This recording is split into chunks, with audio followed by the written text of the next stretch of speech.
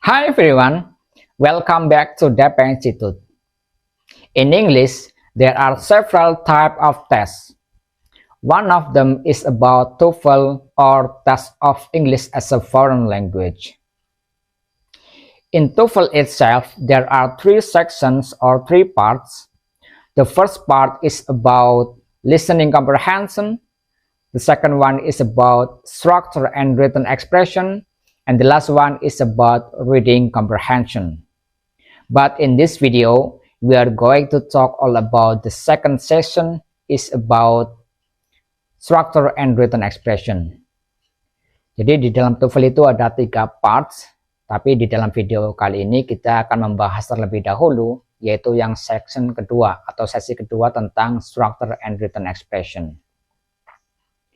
Di dalam structure and written expression ini terdapat 40 soal, di mana dalam 40 soal kita harus menjawabnya dalam waktu 25 menit. Jadi bisa dikira-kira satu soal itu kita mempunyai waktu kurang dari 1 menit. Gitu ya. Nah, di dalam 40 soal itu juga ada 2 tipe atau dibagi menjadi 2 bagian. Bagian yang pertama itu ada structure, itu nomor 1 sampai 15, di mana di dalam soalnya kita melengkapi kalimat tersebut gitu ya.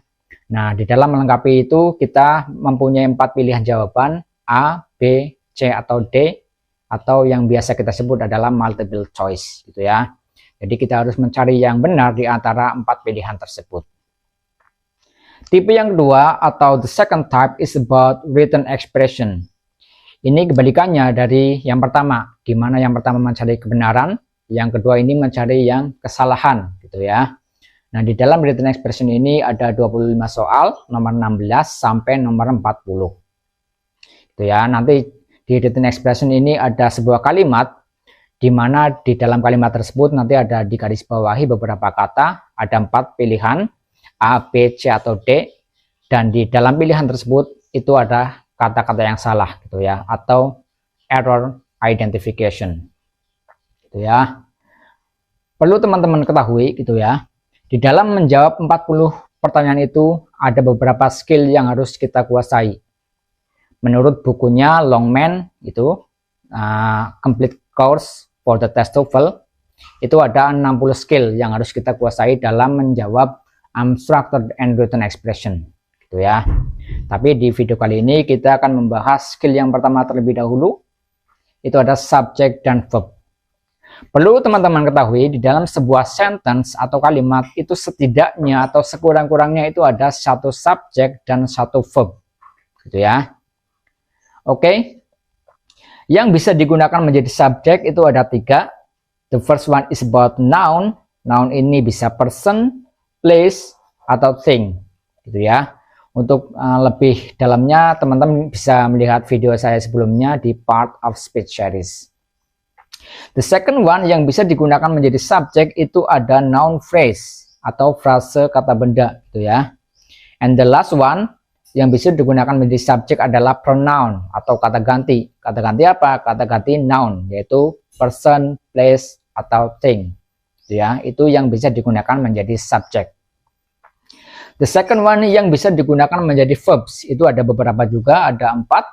Yang pertama itu ada the main verb atau kata kerja utama.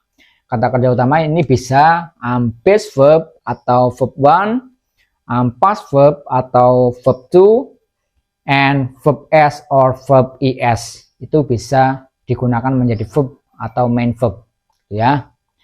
The second one yang bisa digunakan menjadi verb itu adalah to be.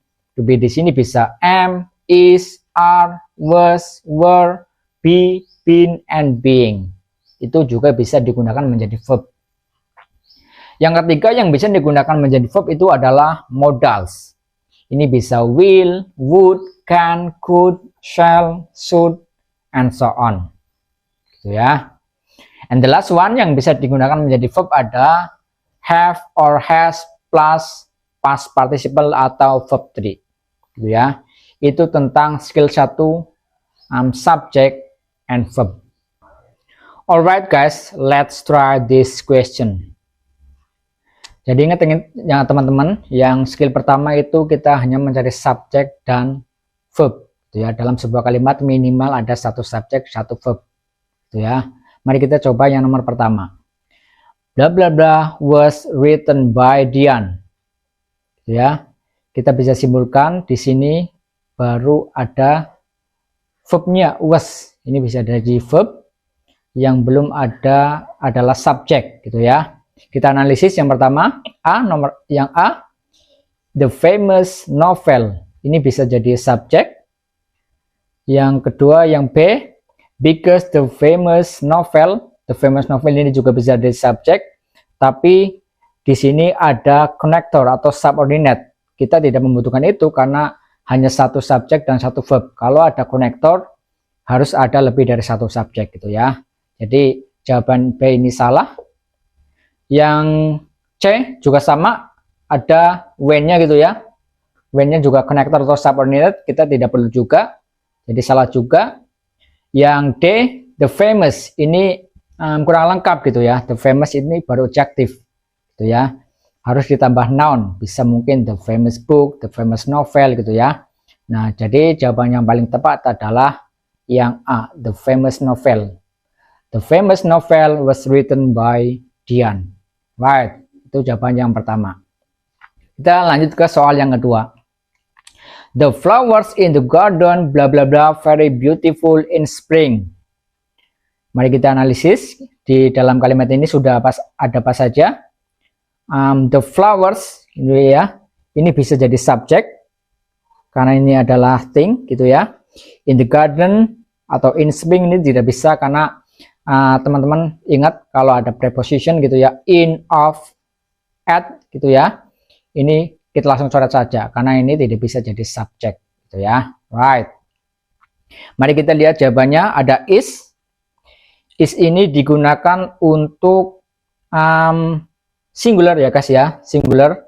Sedangkan the flowers ini adalah plural, jadi tidak bisa digunakan sebagai jawaban, gitu ya.